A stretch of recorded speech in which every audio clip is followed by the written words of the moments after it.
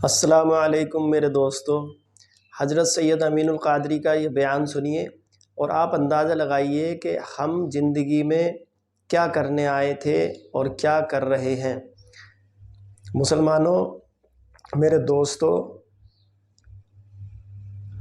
آپ اس بیان کو سن کر، یہ موت کا بیان ہے۔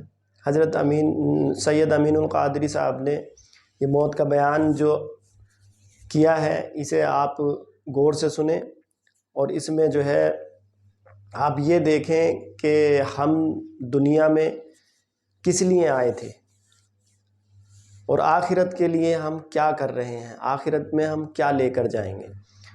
دوستو، لیجئے پہلے یہ حضرت سید امین دنیا کے اندر جرائم کیے، جنہوں نے دنیا میں پاپ کیے، اب آئیے تھوڑا ان کی قبر کا جائزہ بھی لے لیتے ہیں۔ آپ کو ہمیں دیکھنا ہوگا، یاد رکھنا، آپ نے جو وہ کانفرنس رکھی، جلسہ کیا، ہمیں بلایا، اگر میں آپ کو دھوکہ دے کر کے چلا جاؤں گا، آپ تو واہ واہ کر کے چلے جائیں گے، لیکن اللہ کی عدالت میں مجھے بھی تو کھڑے رہنا ہے۔ اس لیے میں نے آپ کو سچی سچی بات بتانا ہے، آپ کو برا لگے تو معاف کرنا، لیکن سچی سچی بات۔ اور میں نے پڑھ دیا ابتدا میں مومن کے سچے مومن کی عاشق رسول کی قبر کیا ہے، لیکن اب آئیے ذرا اللہ ہم اپنے احوال کا جائزہ بھی تو لیں۔ اللہ اکبر۔ اب آئیے میرے اور آپ سب کی آقا و مولا خاتم النبیین قائد المرسلین غیب نبی صلی اللہ علیہ وآلہ وسلم فرماتے ہیں، جب کوئی بے نمازی مرتا ہے، اللہ اکبر، جب کسی بے نمازی کو موت آتی ہے، اب ذرا دل کے کانوں سے سننا، یہ میرے دل کا دکھڑا، یہ میرے دل کا درد ہے جو آپ کے دروازے دل پر پہنچانا چاہتا ہوں۔ اے میری قوم کے جوانوں، ہم کو اپنی دنیا کو سنوارنے کے لیے راتوں دن محنت کر رہے ہیں، راتوں دن کوششیں کر رہے ہیں، دنیا کو سنوارنے کے لیے کوئی آنس کو نہیں بجھا سکتا۔ اللہ، اور جب اس کی روح نکالی جاتی ہے، روح کیسے نکلتی ہے بے نمازی کی روح؟ حضرت عبداللہ ابن عمرو ابن عاص فرماتے ہیں، اگر کسی ریشم کے کپڑے کو کانٹوں میں الجھا کر اللہ اس کپڑے کو کھینچا جائے تو اس کپڑے کی پوزیشن کیا ہوگی؟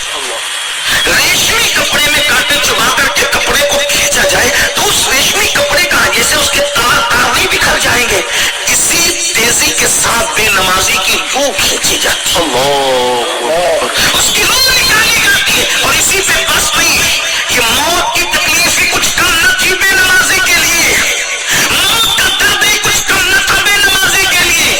ایک بات آپ کو بتاؤں، بے نمازی کو کتنی تکلیف ہوتی ہے، آپ اس سے اندازہ خود لگا لیں، سب عقلمند و دانشور لوگ ہوں۔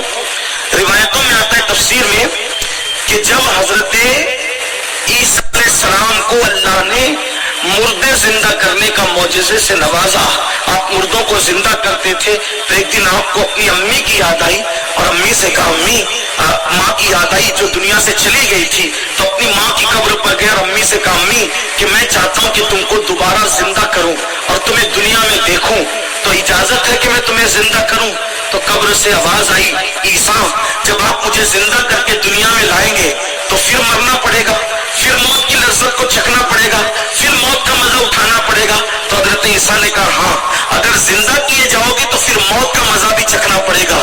تو حضرت مریم جیسی نیک خاتون نے کہا، عیسیٰ رہنے دو، اب میں دنیا میں آنا نہیں چاہتی، کیونکہ پہلی مرتبہ مرتے وقت جو تکلیف ہوئی تھی، میں اسی کو اب دوبارہ برداشت کرنے کی طاقت نہیں رہتی۔ اللہ،